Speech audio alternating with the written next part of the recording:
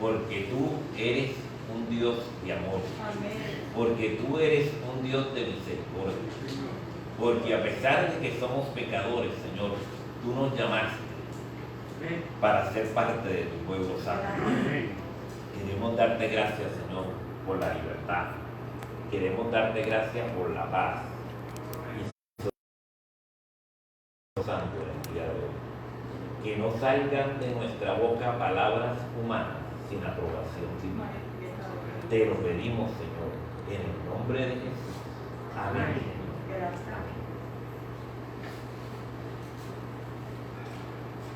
En el día de hoy les voy a contar una pequeña historia.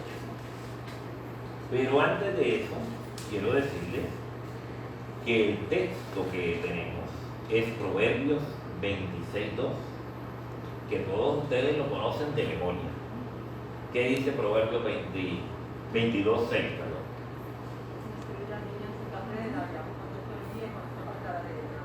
Amén. Instruye al niño en su carrera y aun cuando fuere viejo no se apartará de ella. Tremendo, tremendo, tremendo. En estos días me llamó un pastor amigo mío. Él está casado con una persona de Venezuela. Y Venezuela vive una crisis terrible en estos días, en esta época, política y económica. Al extremo que siendo un país que tiene las reservas más grandes de petróleo probadas en el mundo, la gente está cocinando con leña. Tengo una prima que vive en un pueblito y me dice que cocinan con leña, no hay gas. Y no hay gasolina. Pues este joven se casó y se fue a vivir a Argentina. Y tiene 2 hijos. Pero en Argentina ha comenzado una crisis económica, que el precio del dólar estaba a 22 o a 20 por ahí de la moneda argentina y ya va como por 160. Hay una hiperinflación. Y entonces él me dice: Samuel, el dinero no alcanza porque nosotros seguimos ganando lo mismo y no alcanza para la cosa pasa. Y él quería ver la oportunidad de ir a trabajar a Estados Unidos porque él es pastor. Y yo le dije: mira, sencillo, yo conozco un pastor allá que es amigo mío de muchos años. Yo lo voy a llamar y si él sabe de una oportunidad, que te llame. Y lo puse en contacto. Entonces llamé al amigo mío y le digo: mira, hay una persona joven así que está buscando trabajo. Entonces, que me llame. Yo estoy buscando un pastor para ir a abrir obra a una ciudad nueva, una ciudad que tiene como 500,000 de habitantes y no tiene obra hispana. Ok. Yo lo llamo, ellos hablan y entonces después me dice mi amigo que está en Argentina: mira, yo veo muy difícil que yo pueda ir para allá. Año. Si eso ya estaba más o menos, como decimos aquí en buen castellano, planchado. Pues yo llamo a mi amigo y le digo: ¿qué pasó? Dice: no, yo estuve hablando con él y le tuve que decir la verdad. Y yo le digo: ¿y cuál es la verdad? Le dice: mira, Samuel, el sitio donde lo queremos mandar es a sembrar una iglesia, así le llaman, es abrir obra. Ahí tal cual, hermano, pero no hay iglesia hispana. El problema en esa ciudad es que no hay escuela adventista. Pero no entiendo. Dice: no hay escuela adventista. Y él me contó que tiene 2 hijos en edad escolar.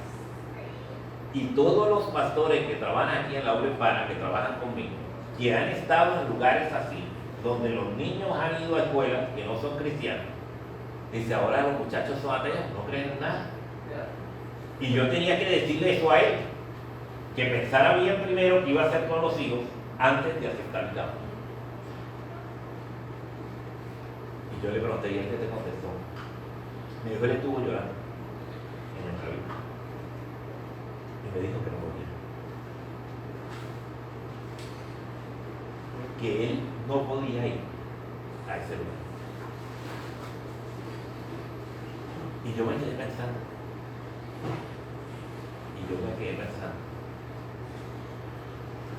¿Qué hacemos nosotros ahí en nosotros? Si ustedes van a 1 de Samuel, versículo 13 al 17. Vamos a encontrar una historia muy interesante. Primera de Samuel. Sí, es, capítulo 1, versículo 13 al 17. ¿Qué nos dice? Mas Ana hablaba en su corazón solamente. Se movían sus labios y su voz no se oía. Y viola Elí, y diole Elí por borracha. Entonces le dijo Elí: ¿hasta cuándo estarás borracha? ¿Digiere tu vino? Y Ana le respondió diciendo: no, señor mío, mas yo soy una mujer trabajada de espíritu. No he bebido vino ni sidra, sino que he derramado mi alma delante de Jehová. No tengas a tu sierva por una mujer impía, porque por la magnitud de mis congojos y de mi aflicción he hablado hasta ahora. Y Elí respondió y dijo: ve en paz, y el Dios de Israel te otorgue la petición que le has hecho. Ella no podía tener hijos. El esposo de ella tenía 2 esposas. De eso no vamos a predicar. Entonces tenía problemas con la otra esposa, porque la otra esposa tenía hijos y ella no tenía. Y ella fue al tabernáculo a pedirle a Dios un milagro. Y Dios le concedió el milagro. Y el hijo que tiene se llama Samuel. Entonces, ella lo cuidó hasta que el niño estuvo más o menos grande. Pero hay una controversia alrededor de eso, cuántos años tenía el niño.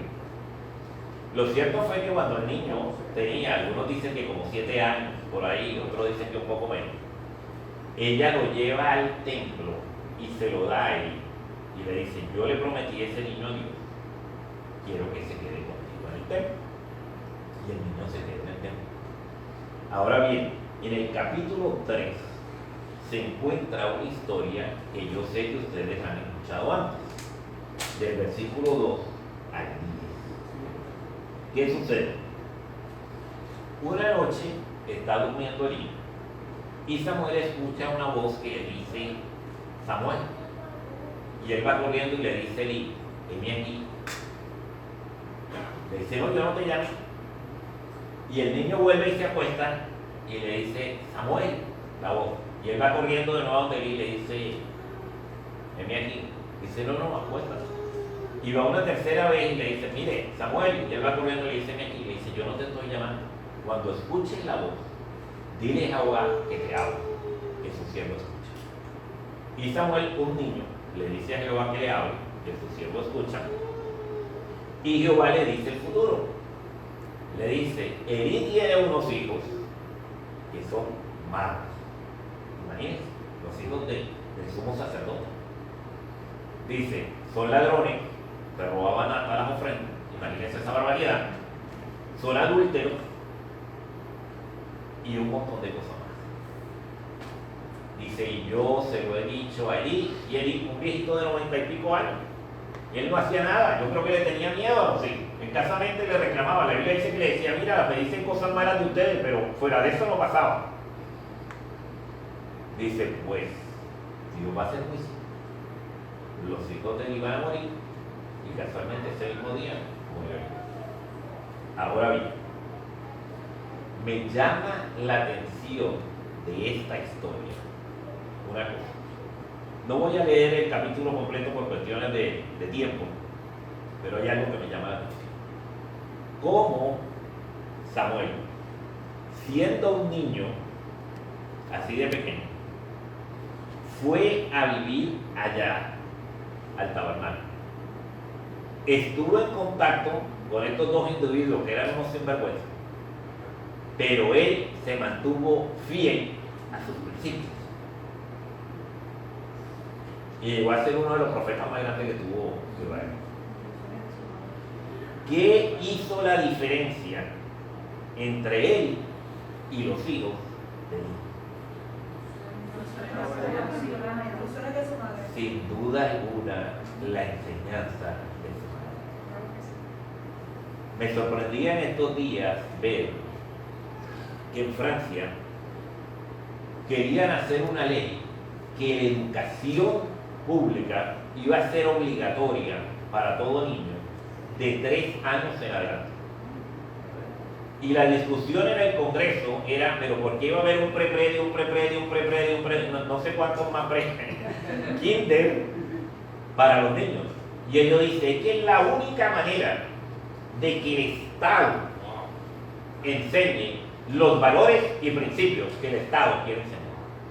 Y yo le pregunto a ustedes, ¿qué valores, qué principios y qué ética tiene el Estado para enseñarle a sus hijos cuando ustedes son padres cristianos?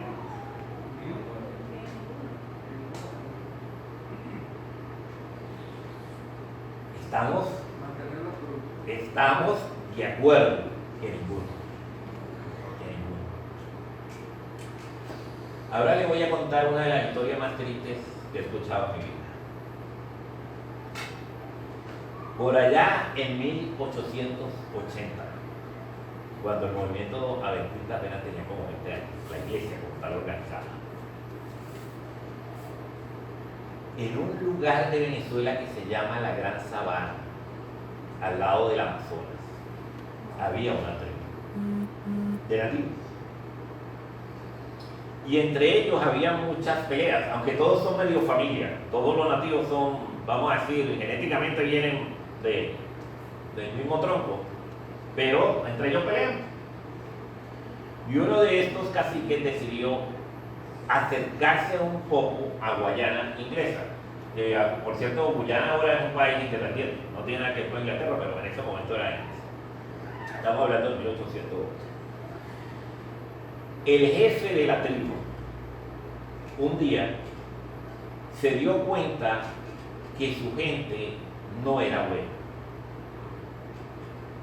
Y no era buena porque ellos, hay veces, comían otros seres humanos. No siempre, pero lo hacían. Y no era buena porque peleaban con otros. Porque bebían, ellos hacen una bebida de la yuca que fermenta y se emborrachan. Y porque no tenían el concepto de familia, que normalmente es un principio de la Biblia. Entonces, él se puso a orar solo. Y dijo, Dios, yo quiero que mi tribu sea buena, que sea diferente. Y así estuvo orando. Y un día tuvo una visión. Se le apareció un ángel. Y el ángel comenzó a hablarle. El ángel comenzó a decirle qué cosas debía hacer para que su tribu fuera buena. Le dijo, primero, no van a comer ciertos animales, no son limpios. Segundo, no van a comer gente. No es limpio tampoco.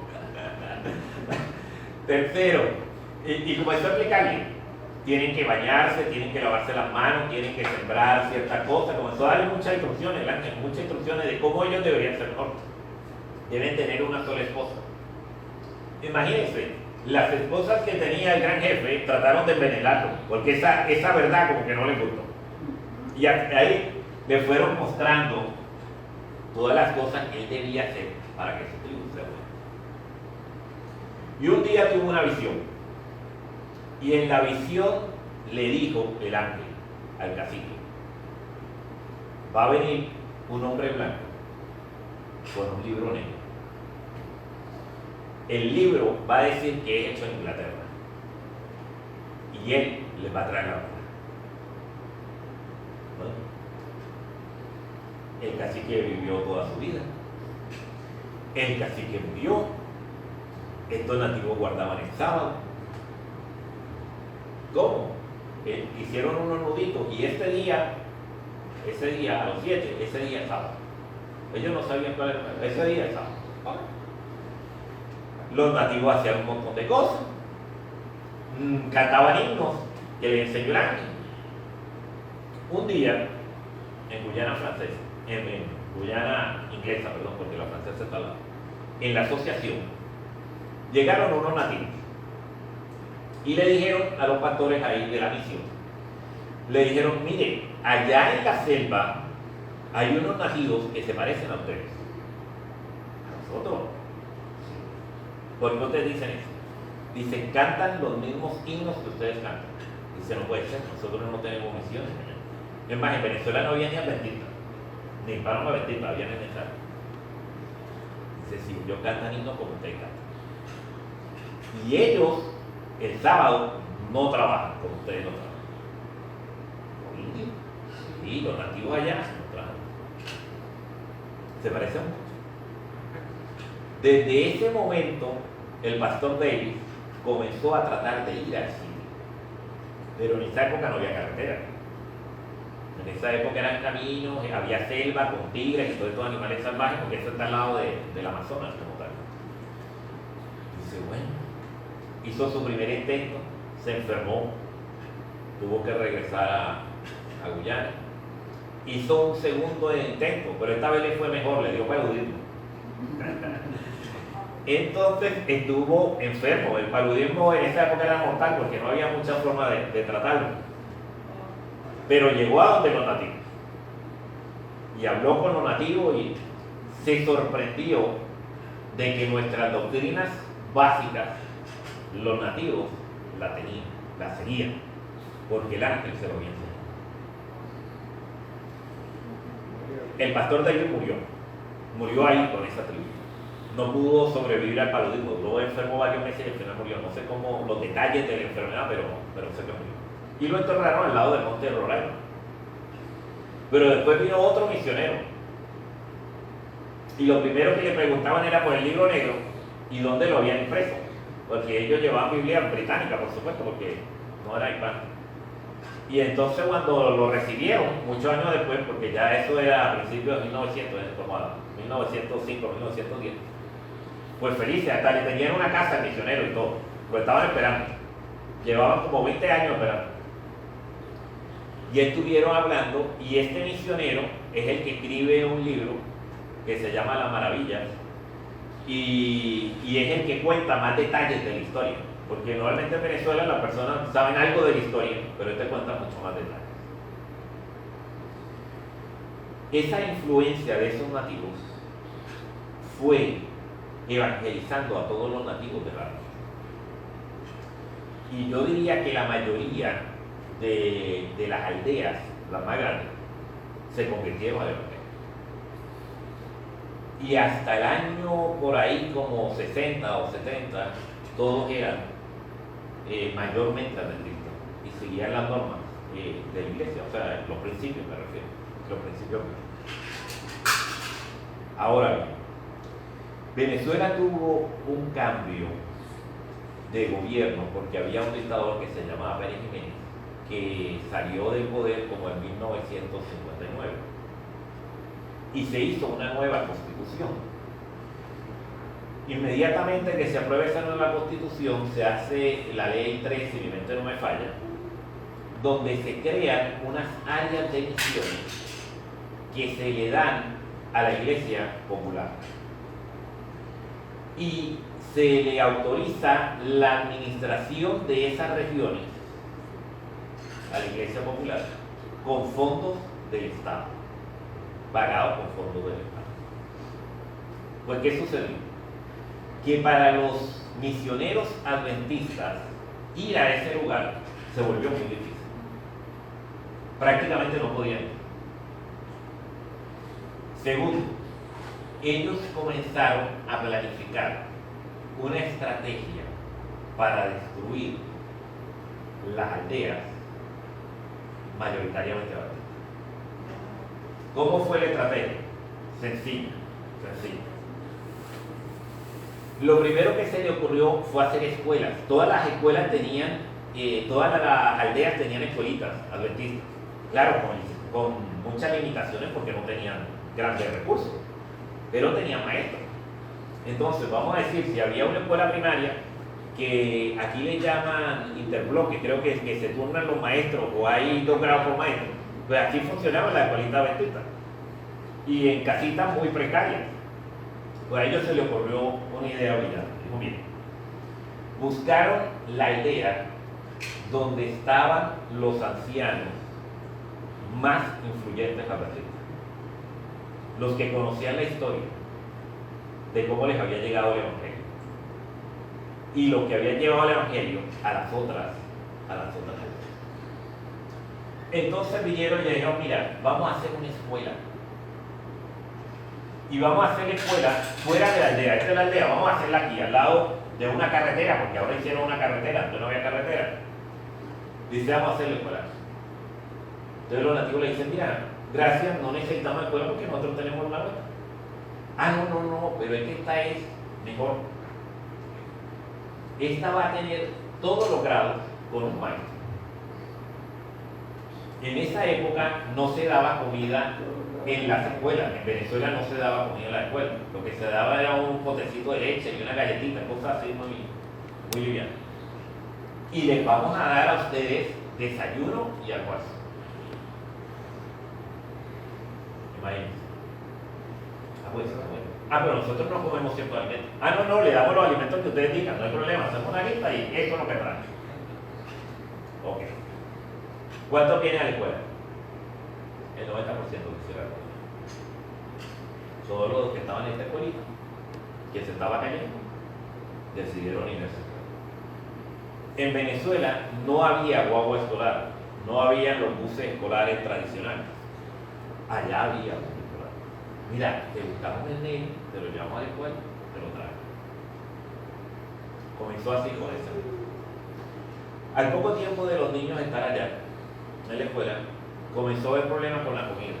Que no llegaba la comida que ellos querían, pero llegaba un cuerpito muy limpio que se podía tratar, que hiciera un sacrificio, que estaban bien, o qué sé yo. En conclusión, en el transcurso, por allá del año 60 al 75, como de 15 años, una aldea que era 95-98% adventista, más de la mitad de la población ya no era adventista. Y en ese sitio de las Claritas o Aguas Claras, en la carretera comenzaron a construir diferentes tiendas, diferentes comercios, se comenzó a explotar el oro y la minería, que si ustedes entran a Google y buscan las Claritas, van a ver en este momento los crímenes ambientales que hay, porque destruyeron el río, destruyeron el medio ambiente, destruyeron todo, que ni siquiera pueden tomar agua los nativos de ese río donde tomaban agua. Mi pregunta es, ¿cuál fue el plan del enemigo? No fue a los ancianos de iglesia que destruyeron, no fue a los viejitos que conocían la historia, cómo había llegado el Evangelio. Fue a los niños que les sembraron esas ideas y comenzaron a celebrar las fiestas patronales y le cambiaron el nombre al pueblo. Ahora el pueblo es San no sé qué cosa y el otro es santo. Si ustedes entran en el mapa, va a ver, todos tienen nombre de santo. ¿Qué le pasó a Daniel cuando llegó a Babilonia? Lo primero fue que le cambiaron el nombre. Igual, el mismo método. Y le pusieron la escuela. El mismo método. Por eso yo digo que es la historia más triste que yo he contado en alguna predicación. Pero la Gran Sabana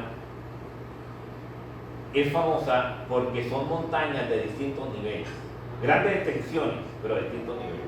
Esta es la parte baja, hay una parte alta, más lejos, por cierto. Allá fueron con el mismo método. Y ellos le dijeron, no, nosotros no lo queremos. Nosotros vamos a hacer nuestra propia escuela secundaria. Dice, nuestra escuela tiene limitaciones, pero nosotros vamos a seguir con nuestro plan educativo. Ustedes saben el resultado, no tengo que decirles el resultado. Allá todavía la mayoría son creyentes. Ahora, les traigo este tema en el día de hoy por una sencilla razón. Si usted va a Apocalipsis 13 usted va a ver que el Estado va a traer a la bestia de Apocalipsis 17 y van a tratar de hacer un sistema en el cual se adore la bestia de Apocalipsis 17. Y nosotros allá en Venezuela ya vimos el resultado de ese trabajo. Eso viene pronto. Eso viene pronto. Muy pronto el Estado va a tratar de enseñarle a sus hijos los principios y valores que el Estado entiende que son buenos para él. Yo quiero decirle, mi querido hermano, que la Biblia, y solo la Biblia, es la única norma. Amén. Que su hijo y el mío debe crecer en la casa con el estudio de la Biblia.